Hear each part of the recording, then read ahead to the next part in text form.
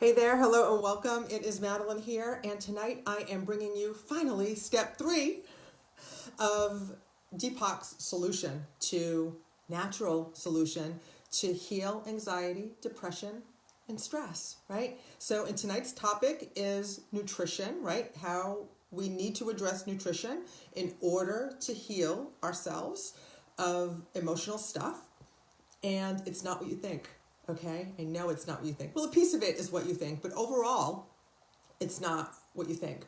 So let's jump right in. Okay, so if you're with me live, say hey in the chat so I can see. Otherwise, I can't see most of the time. But again, we're covering step 3. Doesn't matter if you haven't seen the other steps, they all stand alone. But essentially, I'm recapping Deepak's natural solution to anxiety, stress.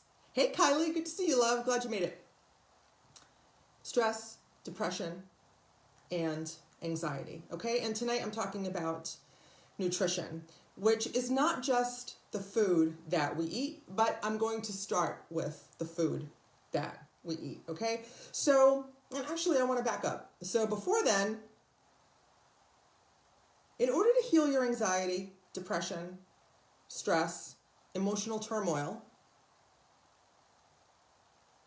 you have to realize that all those things affect you at a physiological level. Hey, Christine, good to see you. It's been a while.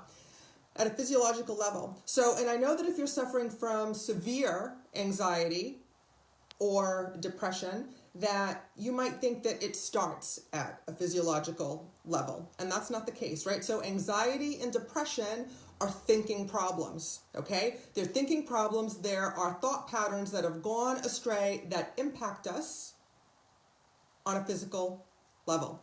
So are there people who are seriously ill with depression who have a chemical imbalance that require medication? Yes. I'm not talking about them. I'm talking about the 40 million people who are affected by stress and anxiety every day, right? Who is like your average American, right? They don't need medication to be healed, okay?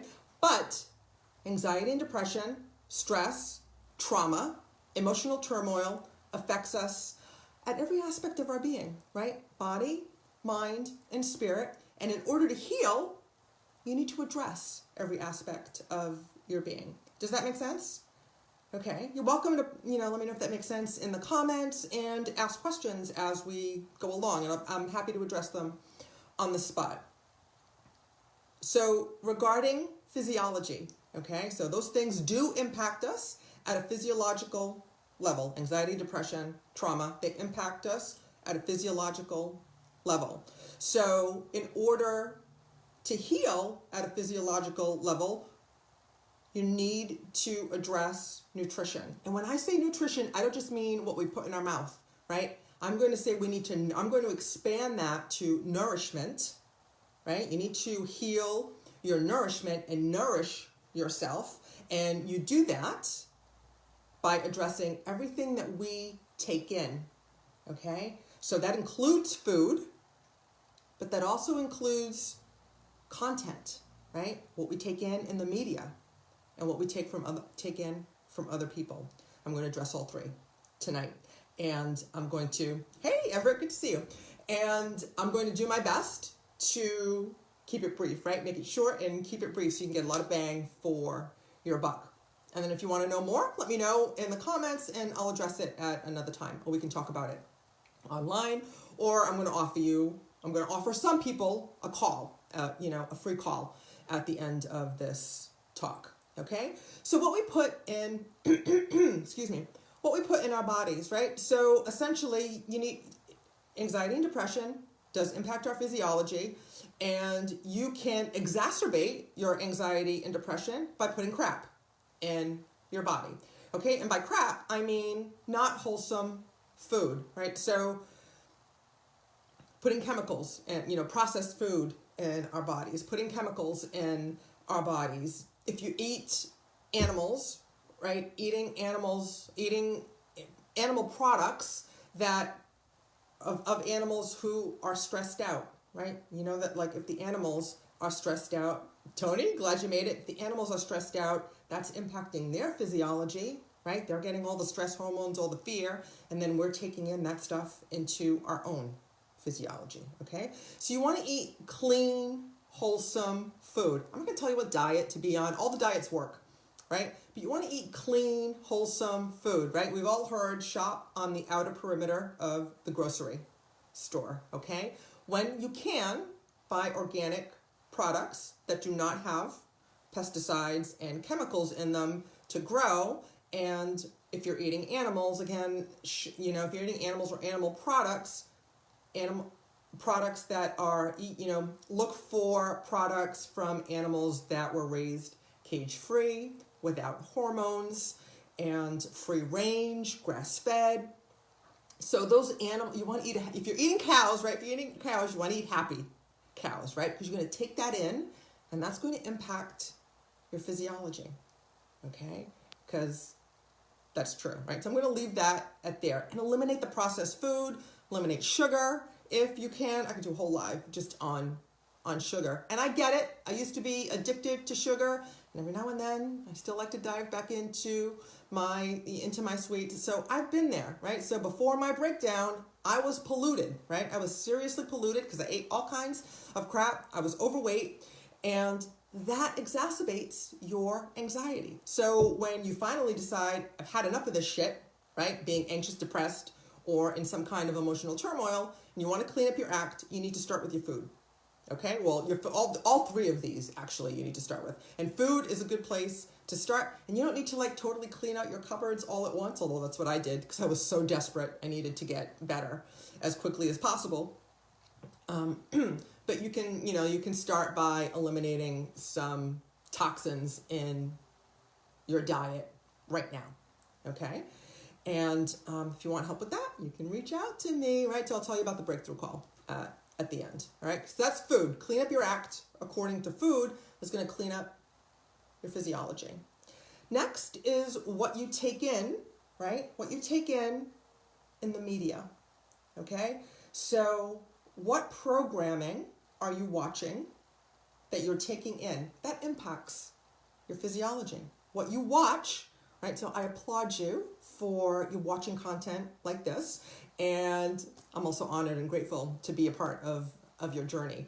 But what you watch impacts every aspect of your being, body, mind, and spirit, right? They are inseparable. I hope you know that. I think it's pretty common knowledge right now that our body, mind, and spirit are inseparable. And when you impact one, you impact the other. If you need to heal one, you need to heal all on some level. Or you need an integrative approach that addresses all of you in order to heal your body, which is what my Primordial Power program offers. But I'll get to that in a moment. So media, what are you taking in? What are you watching? So what news do you watch? What programming do you watch?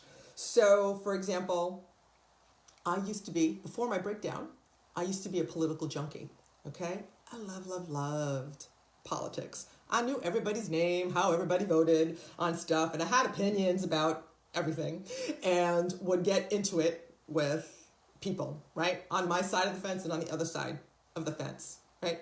That level of stress and anxiety and negative emotions, right? Because I rarely hear positive. Well, you can see them on some news programs, but I don't watch those anymore, right? When you're having that level of excitable conversation, discussion, arguments, that's having an impact on your physiology, on your body, on your mind, in your spirit, right? So if you're having a heated discussion with someone about religion or politics, right? I don't have those discussions anymore because I cleaned up my act, right? I cleaned up what I take in. I'm just using, political junkie as an example because people get so heated over politics, right? And when you're like, that has an impact on your anxiety level. Your hormones, your stress hormones are elevated, and they're elevated for a period, right? If you're having a heated discussion with someone, your blood pressure is elevated, and it's elevated for a period. And if you're suffering from anxiety, right, you're already in an elevated negative state, and this sort of thing is just exacerbating it, Okay? So back before my breakdown and I cleaned up my act, I also used to watch relatively violent TV, right?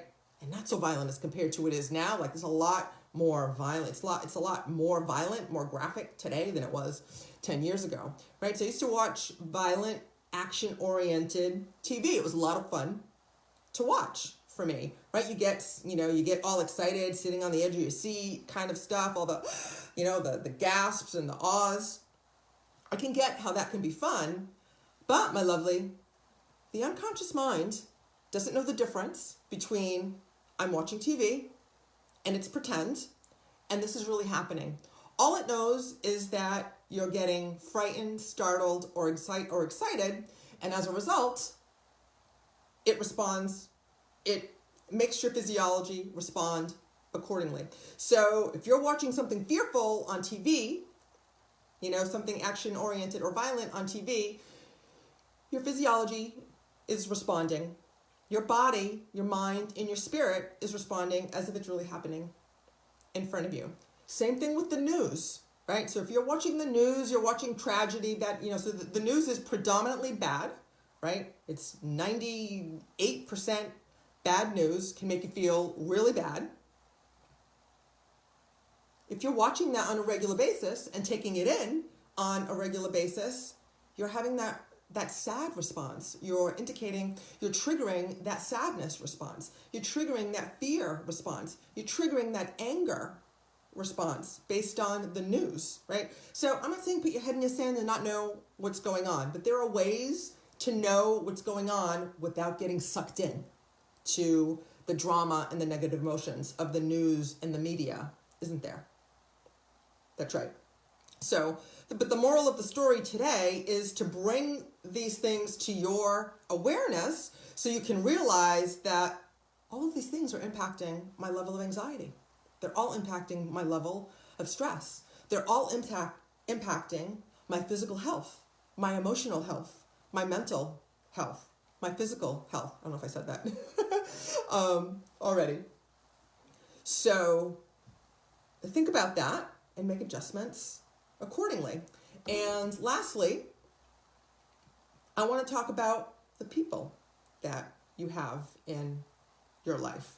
Okay, who are you hanging out with, right? So like everybody, I think everyone has heard, if not me, I'm going to share it with you now, that you are the sum average of the 5 people you spend the most time with, okay? So I know some family you can't choose, but there's family that you can choose to hang out with, right? And you can choose to spend time with, and family that you choose not to spend time with, right? So I hear a lot, I have all this negativity around me at work. Well, you can be the light that brings in the positivity at work, right? Change yourself and the people around you. Change. Or if you're not feeling up to that yet, I get it. If you're suffering from anxiety and depression, you may not be feeling up to being the light in your workplace. But you don't have to get sucked in, right? Again, just like the news and the media, right? If there's negativity going on in the office, you don't have to get sucked in to that negativity. You can pick and choose what conversations you choose to have. And, I know that many of you are in leadership, right? If you're in leadership, I expect you to affect change, okay? I expect you to affect change and to be the change that you want to see in your department, in your company, in your business, okay? If you can't, then we need to talk. I'm going to talk about that in just a moment. But if you're not in a position I can't imagine you're not in a position to affect change. We're all in a position to affect change. But the point I want to make is that you can decide what conversations you get sucked into. As a leader, you can decide what conversations you allow in your area. And this is even at home, right? If you're a leader, if you're a leader at work, you're a leader at home, you can decide what kind of conversations, what kind of culture you allow at home. As a leader, you determine the culture in your workplace. Hey, Ricky, good to see you. Don't you? You do. So it's up to you to set the tone for the level of positivity in your workplace. But the other point of the people is that you decide, right? We all decide who we're going to spend time with, right? I know that you have some family, you can't change that, but you can decide the level of engagement with certain family members, the level of engagement with certain people in your workplace. And as a leader, you can affect change more directly than others, can't you? That's right. So when I talk about nourishment, right, healing your anxiety, depression, right, it's about nourishing your being, right? Because anxiety, depression, trauma impacts us at every level of our being, right? Body, mind, and spirit. And to heal your nutrition, right? That includes food, right? It includes to heal your nourishment, to nourish yourself into healing all of those states. That includes what you put in your mouth, what comes out of your mouth, right? What you take in from the media, content that you consume. Again, I applaud you for watching content like this, how you can grow and evolve and become better. And what people you allow in your life, in your world, in the intimate parts of your mind, right? And by intimate, I mean you're engaging in conversation. You're allowing them access to your physiology, your psychology, your emotions, if that makes sense. Okay? So if you're getting this and you're saying, you're thinking, yeah, that makes sense, Madeline, right? I don't know how I'm going to do this on my own, or it's easier said than done, right? I hear that again and again. Then I invite you to book a breakthrough call with me, okay? So it's complimentary, and we'll look at what's going on with you and how we can implement these changes in your life, okay? What's not working in your life and how we can get you on the fast track to healing your anxiety, depression, and trauma. Okay, and you book that call by going to MadelineCorrea.com/talk. I'll put the link in the comments below. Okay, this call is not for the curious, right? This is for the committed, right? This is for people who you've had enough of being anxious, depressed. You're sick and tired of being sick and tired, and you're ready to take charge of your mind and therefore your life. And on some level, you know that you need to take care of your mind. You need to take charge of your mind in order to take charge of your life. And we can talk about that on the call. Okay? MadelineCorrea.com/talk. Link in the comments below in just a moment. I hope this serves you. I'm going live in my group for day 8 or 9 of the meditation challenge. If you haven't started yet, if it's okay, join the group. And you can join us tonight, and then you can do the challenge at your own pace, but you still benefit from tonight's meditation. And maybe I'll put a link out there. I may not have time before meditation, but we might. Anyway, my group is linked to my business, to this business page, so go find that, and we'll be meditating live at 7 p.m. Eastern time. So I hope this serves you, right? If you are serious about cleaning up your act. Hey, Rhonda, good to see you. About cleaning up your act, I invite you to book a complimentary breakthrough call with me, MadelineCorrea.com/talk. And we'll talk about how to get you moving in a healthy, happy, joyful direction. In the meantime, I hope this served you. And I welcome what questions you have in the comments. And until next time, I will see you in the gap. All right? I talked about what the gap was in the meditation challenge. So go join that. Go look at for the videos in my group, in my private group. And until then, again, I will see you in the gap. Namaste. Be blessed. Mwah.